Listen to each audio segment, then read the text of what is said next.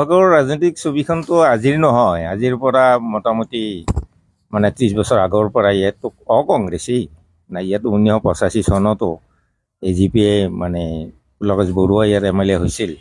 গতিকে তাহানিৰ পৰাই ই অকংগ্ৰেছী। কিন্তু যোৱা 5টা বছৰত কি কাৰণত কংগ্ৰেছ বিধায়ক হ'ল আমি আচলতে ভাবি পোৱা নাই। কিন্তু যোৱা 5টা বছৰত যিটো আমি দেখিছোঁ বৰভাগৰ উন্নয়নৰ ক্ষেত্ৰত একদম স্থবিৰ হৈ গৈছে। কাৰণ এইকাৰণে স্থবিৰ হৈছে যে চৰকাৰৰ MLA নাথাকিলে অলপ অসুবিধা হয়। ইয়াত যিখিনি কাম কাজ হ'ব লাগে সেই কাম কাজবিলাকত স্থবিৰ হৈ যায়। আৰু বৰ্তমানৰ MLA জন কংগ্ৰেছৰ MLA।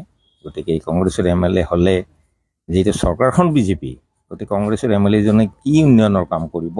আৰু তাৰোপৰি আমি দেখাত বৰ্তমান MLA জন কিন্তু ৰাইজৰ মাজত নাই, তেওঁ গুৱাহাটীতে বহি থাকে। গতিকে ৰাইজৰ কাম কাজত বিশেষ অসুবিধা হৈছে। তাৰ কিছুমান উদাহৰণ আমাৰ সন্মুখতে আছে, যেনে এইটো এটা আমাৰ ডাক বাংলা। এই ডাক বাংলাটো যিটো অৱস্থা হৈছে, ডাকবাংলাটো হ'ল যে এটা লোক নিৰ্মাণ বিভাগৰ গৃহ বিভাগৰ এটা ইয়াত VIP বহা। আমাৰ যদি ইয়াত আহে বা বৰভাগত কোনোবা এজন ডাঙৰ অফিচাৰে ইয়াত বহা মেলা কৰা, উঠা বহা কৰাৰ কাৰণে চৰকাৰে ইয়াত এটা ডাক বাংলা বনাইছিল। কিন্তু আজি যদি আমি এইটো চাওঁ, এইটো একদম এনেকুৱা দুৰৱস্থা যে ভিতৰত মানুহ বহিব দৰ্জা খিৰিকী নাই। যদি MLA জন আচলতে কৰ্মী হ'ল হৈ ৰাইজৰ মাজত আহিল হৈ, এই ডাক বাংলাটো তেওঁ কমচে কম অকণমান ৰিপেয়াৰ কৰি কোৱা হৈছিল, আপোনালোকে কৈছিল বাৰে বাৰে কোৱা হৈছে তেওঁৰ, কিন্তু এইটোত কোনো ধৰণৰ তেওঁৰ গুৰুত্ব নাই। স্থানীয় সমস্যাৰ ওপৰত তেখেতে একদম গুৰুত্ব নাই। যেনে এইখন কমাৰকুছি 1983 চনতে স্থাপন হোৱা কমাৰকুছি হস্পিটেল ব্লক PHC যাক কয় স্বাস্থ্যকেন্দ্ৰ, সেইখনৰ অৱস্থা দেখিলে আচলতে আমাৰ নিজৰে চকু পানী হ'ল। কাৰণ আমি সেইখন নিজে কষ্ট কৰি আমাৰ পূৰ্বপুৰুষৰ দান, কিন্তু আমি সেইখন আজিলৈকে এনেকুৱা অৱস্থাত পৰিণত হৈছে যে MLA জনক বৰ্তমান MLA জনক বাৰে বাৰে অনুৰোধ কৰাৰ পিছতো আজিলৈকে তাৰ কিন্তু ইয়াত এচপৰা মাটিও নপৰিল। চিকিৎসাৰ ক্ষেত্ৰতো দুৰৱস্থাই, কিন্তু কোনোদিন তেখেতে আহি নিজে খবৰ নলয়। উন্নয়নৰ বৰভাগত বা বৰক্ষেত্ৰীত উন্নয়ন স্থবিৰ হৈছিল, একদম স্থবিৰ হৈ গৈছে। এই 5টা বছৰ বৰ্তমানৰ 5টা বছৰ স্থবিৰ হৈছে। আৰু 16ৰ পৰা 21লৈকে যে আমাৰ BJP যি বিধায়ক নাৰায়ণ ডেকা আছিল, তেখেত থকাত কিন্তু বহুখিনি উন্নয়ন হৈছিল।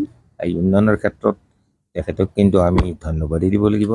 কিন্তু বৰ্তমান 5 বছৰত কোনো ধৰণৰ এইবাৰ বৰক্ষেত্ৰী ৰাইজে উন্নয়ন বিচাৰিছে, উন্নয়ন লাগে, আমাক উন্নয়ন লাগে। নমস্কাৰ, মই গুৱাহাটী মহানগৰীৰ পৰা মহানুভৱ হোম কেয়াৰ ছাৰ্ভিচ চেণ্টাৰৰ জৰিয়তে আপোনালোক সকলোকে জনাও যে যিসকল ব্যক্তি কাম কৰিবলৈ ইচ্ছুক তেওঁলোকে কথাখিনি যাতে ভালদৰে শুনি লয়। আমাৰ ইয়াত কামবোৰ যেনে যিসকল লোক অসহায় অকলে থাকে, অৰ্থাৎ বৃদ্ধ বয়সস্থ লোক, তেওঁলোকৰ চোৱা চিতাৰ বাবে বেবী কেয়াৰ শিশু চোৱা চিতা, আৰু কিছুমান কাম যেনে ধৰক ঘৰুৱা চোৱা চিতা, য'ত নেকি ৰন্ধা বঢ়াৰ পৰা আৰম্ভ কৰি ঘৰ এখনৰ সমস্ত কাম কাজৰ দায়িত্ব ল'ব পাৰে। তাৰ বাবে এগৰাকী পুৰুষ বা মহিলাৰ প্ৰয়োজন। সেইগৰাকী ব্যক্তিক আমাৰ ফালৰ পৰা থকা খোৱাৰ ব্যৱস্থা সম্পূৰ্ণৰূপে কৰি দিয়া হ'ব এনেকুৱা ধৰণৰ কামবোৰ। গতিকে যদি আপোনালোক কোনোবাই কৰিবলৈ বিচাৰে মোক যোগাযোগ কৰিব।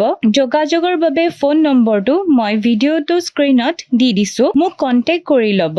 শেষত আপোনালোকে ভিডিঅ'টো সকলোৱে যাতে শ্বেয়াৰ আৰু ফ'ল' কৰি দিয়ে। ধন্যবাদ।